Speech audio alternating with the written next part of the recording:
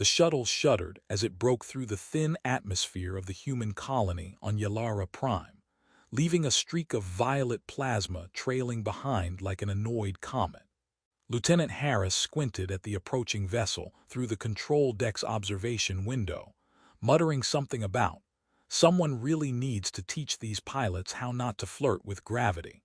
He rubbed the back of his neck and tried to ignore the metallic groan of the hull as the shuttle skidded to a halt on the landing pad, tossing a fine cloud of iridescent dust into the air. The base's AI, ever meticulous, immediately began broadcasting safety warnings that Harris could practically hear in his teeth. "Welcome to Yalara Prime. Please do not crash your spacecraft into humans or equipment." Again. Harris sighed. Somewhere, he suspected, a human had programmed the AI with a sense of passive-aggressive humor just to ruin everyone's day. The hatch hissed open, and out stepped the alien woman. She was tall and impossibly graceful, her elongated ears flicking with what might have been curiosity or amusement. It was difficult to tell. Her skin shimmered in the sunlight, pale gold with hints of lilac when the light caught it at odd angles. Her eyes were wide, dark, and luminous, and she scanned the landing pad as if calculating the odds of someone tripping over a crate. Harris tried to look intimidating. It didn't work. He ended up leaning on a railing, accidentally pressing a button that deployed a small robotic mop, which skittered across the floor, chasing him like an angry beetle. "Ah," said the alien woman, her voice smooth, melodic, and slightly amused. "Your species enjoys chaos." Harris coughed. "I planned that tactical demonstration." The mop whirred and bumped into his boot. "Yes, very tactical." She tilted her head, and for the first time Harris felt seen, not as a soldier, not as a representative of humanity, but as a singular, fumbling human being. The way her long ears moved, almost like they were reading his expressions, made him feel exposed and oddly validated. He attempted a joke. "You know, in some star systems, humans are considered highly efficient. Mostly by accident, though." She tilted her head further and let out a sound that was half laugh, half chime. Harris blinked. Thank you." The AI piped up in its dispassionate tone. Observation, humor detected. Alien response, positive. Probability of human flattery recognized. High. Harris ignored it. He had a feeling he wasn't ready for an AI to analyze his love life. "Lieutenant Harris," he said, straightening up and attempting a salute that looked more like a limp noodle than anything military. "On behalf of the colony, welcome." She examined him with her luminous eyes and then, impossibly, she laughed. It was gentle, like wind through hollow crystal, and it made Harris stumble backward over the same crate he had almost fallen off before. He hit the floor with a thud. The mop skittered to the side as if even it wanted to avoid him now. "You are amusing," she said, crouching slightly to look at him. "Is this your standard form of greeting?" Harris groaned, apparently. He waved a hand helplessly at the mop. "It's a part of my charm." She extended a hand, long fingers tipped with faintly glowing nails, and helped him up. "You have spirit. I find that admirable." The word hit him in an unexpected place, like a gravitational pull stronger than anything he had trained for. Harris tried to laugh it off, but instead coughed and cleared his throat. "Well, thank you, ma'am. Admiration is mutual. I mean you're shiny." She tilted her head again, ears flicking. "Shiny." Harris gestured helplessly at her glimmering skin and subtly shimmering robes. "You know, visually impressive. Like cosmic art or a particularly polite nebula." The alien woman's laugh returned, this time accompanied by a small, melodic hum that vibrated faintly in the air, making the control panels flicker briefly. Harris squinted. "Do humans usually break equipment when they're charmed?"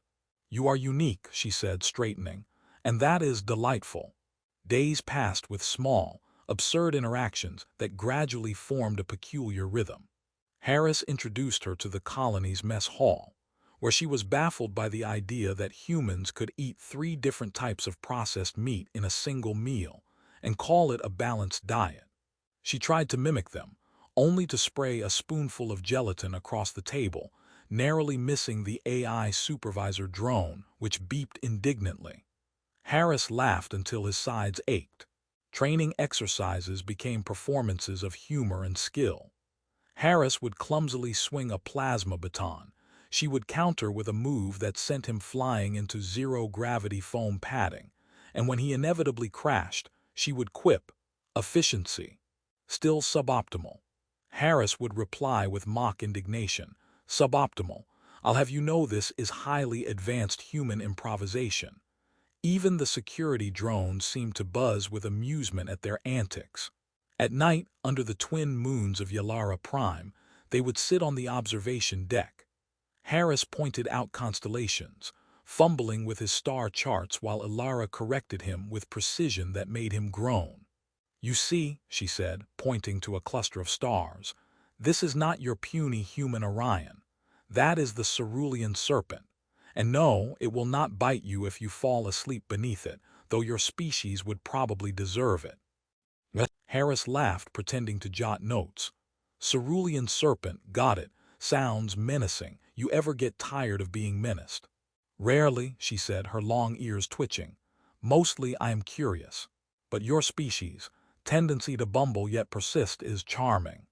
And in that charm, in those awkward jokes, the shared laughter over mistakes, and the gentle teasing that softened every dangerous protocol and every emergency drill, Ilara felt it. The first flicker of true admiration, not for her power, not for her history, not for the intricate manipulations of her culture, but simply for being seen.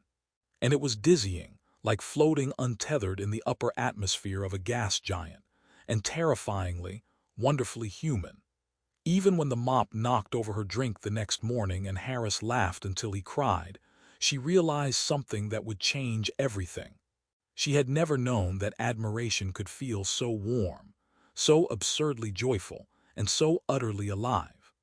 The next morning, Harris arrived at the training hall armed with nothing but a questionable cup of synth coffee and a determination that had already caused minor structural damage to 3 base corridors in previous weeks.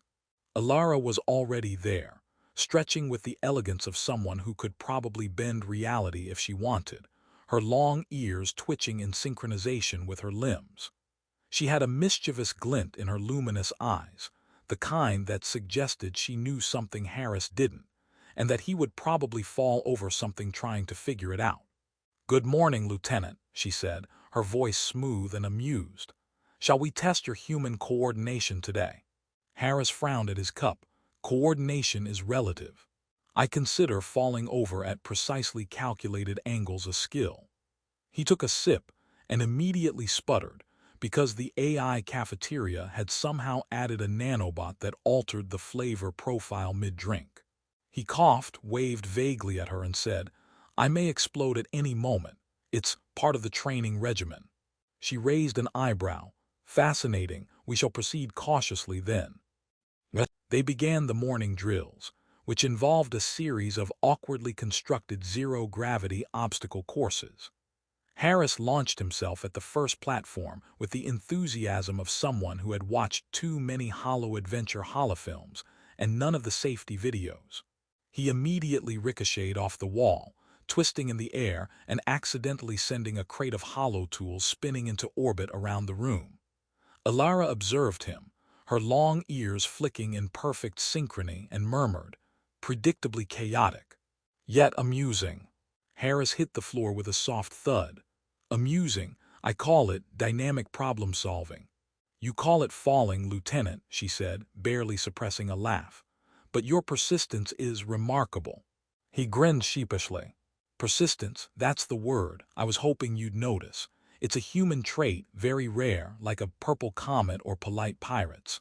Ilara laughed then, fully this time, and the sound was like crystal wind chimes being struck by a playful breeze.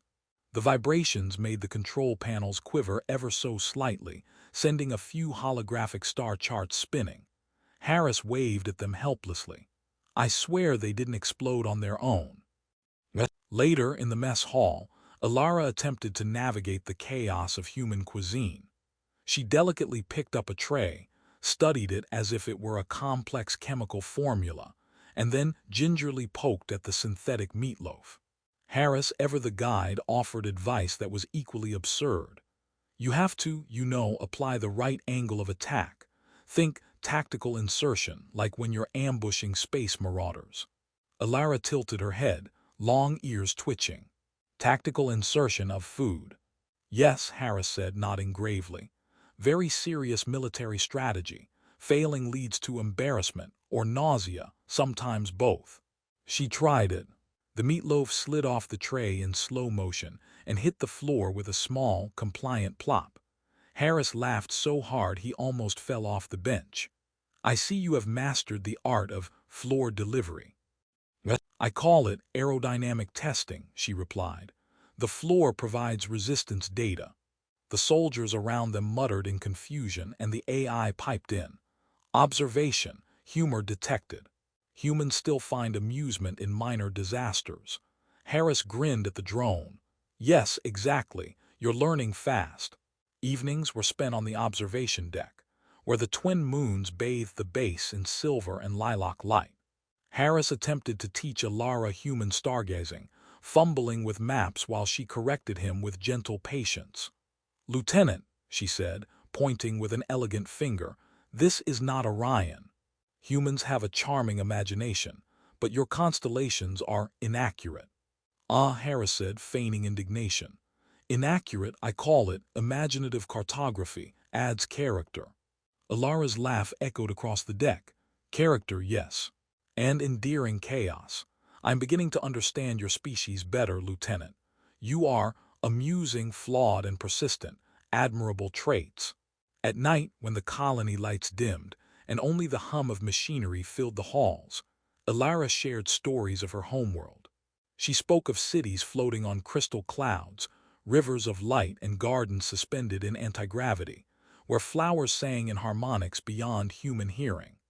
Harris listened with wide eyes, occasionally attempting commentary, often getting the details wrong but earning soft, amused corrections. The flowers sing in octaves beyond your comprehension, she said once, tilting her head and letting her ears flick in rhythm with her words. Your species would consider it charming chaos. Harris laughed. Charming chaos is practically my specialty. Their humor became a bridge. In shared mishaps, botched exercises, and clumsy attempts at interspecies etiquette, something extraordinary was forming. Alara, who had spent centuries admired for intellect, skill, and authority, found herself captivated not by fear or respect, but by something much simpler and much more intoxicating. Harris admired her in a way that made the absurdities of daily life beautiful. The way she laughed, the way her ears twitched when she was curious, the way she corrected him gently without condescension. One day, during a particularly chaotic zero-gravity drill, Harris found himself floating upside down while Alara performed a complex spin to retrieve a rogue hollow drone. She extended a hand, fingers brushing his, and said, "You are resilient, Lieutenant, remarkably so." Thank you," he said, gripping her hand as the floor returned with a sudden tug of gravity. She tilted her head, a playful smile dancing across her luminous features. Resilience is admirable. The word struck him, but he tried to hide it with a joke. I like to think of it as highly exaggerated survival instincts. Alara's laugh followed, and it filled the hall with warmth. She had encountered admiration before, but never quite like this, unpolished, genuine human. In his awkward, imperfect way, Harris had opened something inside her, something that felt like gravity for her heart, steady, inevitable, and unexpectedly delightful. By the end of the week, the base had grown accustomed to their antics. Soldiers whispered about the alien who laughed at human incompetence without disdain, and the human who blushed like a novice cadet in her presence. Even the AI, which had begun recording the interactions with clinical interest, emitted a small series of approval beeps. And as Alara floated alongside Harris on the observation deck, watching the twin moons, reflections shimmer on the metallic surfaces of the base, she realized that she had discovered something she had never known she wanted. The rare, unpredictable, chaotic joy of being genuinely admired, not for achievements, not for status, but for simply being herself, and being seen by someone who did not care about perfection. And in that realization, with a small, quiet laugh, she allowed herself to imagine a life filled with more of these awkward, delightful human moments. Because even in a universe brimming with stars, battles, and strange wonders, the simplest connection could feel like gravity itself. The alarm blared across the colony, a shrill, wailing reminder that peace was often a fleeting illusion on Yalara Prime. Harris was already tripping over his own boots, trying to reach the command deck, when Alara arrived, graceful as ever, her long ears flicking in a rhythm that made the nearby security drones emit confused beeps. "Lieutenant," she said, voice calm despite the chaos, "it appears our visitors have a very rude sense of timing." Harris saluted poorly, nearly hitting a hovering holo display with his elbow. "Yes, ma'am. Rude timing is my specialty." A fleet of rogue smuggler ships had emerged from the shadow of a nearby asteroid belt, armed with weaponry that looked suspiciously like repurposed starcruiser cannons and several questionable ideas about physics. The colony's defenses were ready, but they were insufficient for numbers and ingenuity combined, and the AI warned that improvisation would be required. Harris looked at Alara, who was scanning the incoming ships with a precision that made his chest tighten, half awe, half something he wasn't ready to name. She extended a hand, fingers glowing faintly as she interfaced with the base's defense systems. Holographic displays spun to life, showing tactical vectors, projected trajectories, and shields that pulsed in synchrony with her gestures. "We must synchronize," she said. "Your species excels at improvisation. I will handle the precision." Harris swallowed hard and grinned. "Improvisation is basically my life motto. Let's, do it then." The ensuing battle was a chaotic ballet of humans and alien ingenuity. Harris darted through corridors, activating defense turrets, giving shouted instructions that often conflicted with the AI's protocols, and somehow managing to avoid being vaporized in the process. Alara moved like a phantom, directing drones, rerouting power to shields, and occasionally flicking her ears in a way that seemed to communicate secret strategies with a twinkle of humor. At one point, she even performed a mid-air spin to catch a falling power conduit, flicking it into place with the kind of elegance Harris could only describe as ridiculous, but effective. "Are you trying to be dramatic, or is that necessary?" he shouted, narrowly avoiding a laser blast. She tilted her head, ears twitching. "Both. Drama enhances morale." The AI piped up, deadpan as always. "Observation. Dramatic maneuvering increases efficiency by 13.7%. Harris rolled his eyes. 13.7, you're too precise for your own good." By the end of the engagement, the smugglers were retreating, their ships limping away into the asteroid shadows, leaving behind a trail of smoke and sparks. The colony had survived, not unscathed but intact, thanks to a combination of strategy, chaos, and an abundance of luck disguised as human ingenuity. Harris collapsed on the observation deck, breathing hard, sweat and a faintly charred smell clinging to him. Alara hovered nearby, her glowing fingers still faintly pulsing from interfacing with the systems. "You performed admirably," she said, her eyes scanning him with an intensity that made his stomach twist. "Your species' improvisation is more effective than I anticipated, and you contributed significantly." Harris coughed, trying to appear modest. "I tripped over things a lot, but yes, significant contribution. Definitely intended." She laughed, and the sound was like wind through crystalline towers. "Your humor persists even in chaos. I find it endearing." The aftermath was quieter than the battle itself. Engineers repaired the hull, security analyzed the remaining threat vectors, and the AI recorded every ridiculous human error for posterity. Harris found himself walking alongside Alara on the observation deck, the twin moons casting long, shimmering reflections across the metal surface. "You know," he said, careful not to sound sentimental, "you could have been scary. I mean, with all the tech and the glowing fingers, but you made it kind of fun. Somehow." She tilted her head, ears flicking. "Fun. That is an unexpected descriptor. Usually my presence inspires caution, fear, or admiration, but fun, that is new." Harris grinned. "Well, you're in uncharted territory then. I think that's my specialty too." Elara studied him for a long moment, and then, for the first time, she allowed herself to smile fully.